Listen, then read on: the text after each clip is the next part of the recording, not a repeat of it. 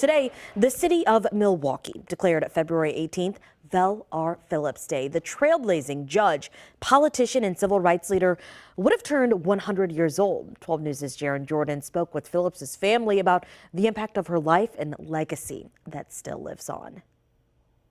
Sunday, February 18th, 2024, to be Vel R. Phillips Day throughout the entire city of Milwaukee. Milwaukee Mayor Cavalier Johnson proclaiming 2024 the year of Vel R. Phillips. Vel was a part of my life, was a part of so many people's lives who are here. After all, she was an icon. The Milwaukee Art Museum hosting a day-long celebration Sunday on what would have been her 100th birthday. To me, she's our living legend, if you will. We were able to touch her.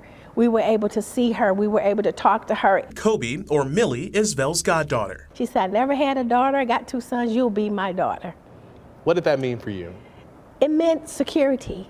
It meant trust, having somebody there that I could trust, that I could believe in, and somebody that I could have as a role model that I knew loved me unconditionally.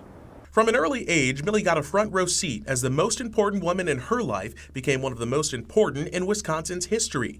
The first woman and black person on Milwaukee's Common Council, the first woman to serve as a judge in state history, all before becoming the first black woman in the country elected to a statewide office as Secretary of State. Not only was her legacy of civil rights pertinent and relevant back then, but it is even more so today.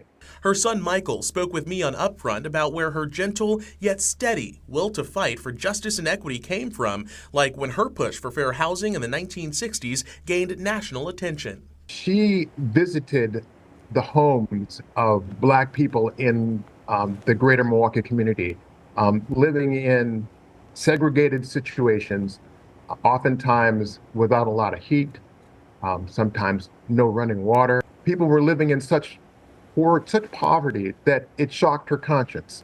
I think that was the thing that moved her toward fair housing. The Vel R. Phillips Plaza is expected to open in downtown Milwaukee this summer. Meanwhile, a statue, the first of a black woman on the grounds of any state capitol, is expected to go up in Madison this fall. It's odd, isn't it, that it would take until 2024 for a black woman to stand on state capitol grounds anywhere in the country.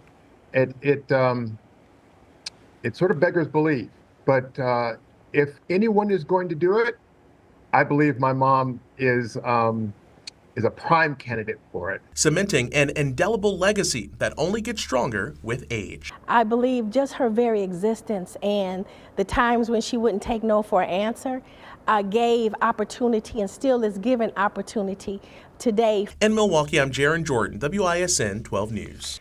The Vel R. Phillips Plaza in downtown Milwaukee is expected to open later this summer. A statue honoring Phillips is expected to go up at the state capitol in Madison this fall.